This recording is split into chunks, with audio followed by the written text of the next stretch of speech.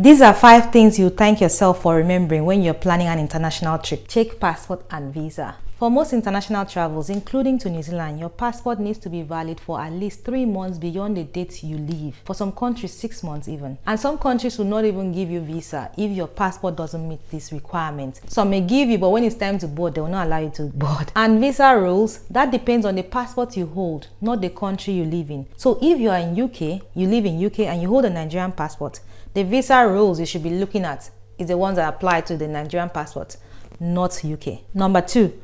Book your flight in one itinerary. I know some of you are thinking, I thought people knew all of this. No, not everyone knows this. Book your flight in one continuous ticket. If you book them separately and you miss your flight, that's on you. If you book them separately, you'll be required to recheck your luggage, which means that you'll be required to pass through immigration, which means you need to have a valid visa for that country.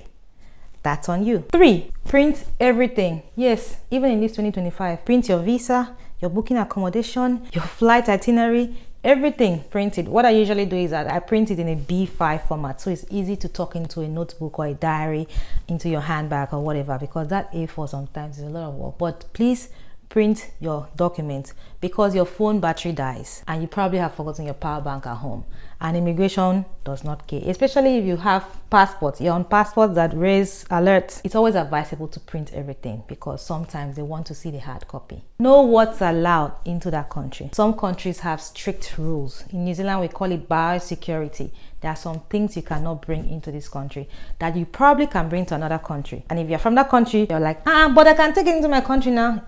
You're not in your country, you're in another country. So make sure that you know the rules that applies to that country that you're traveling to, and even traveling through, to avoid fines. You don't want fines on your arrival.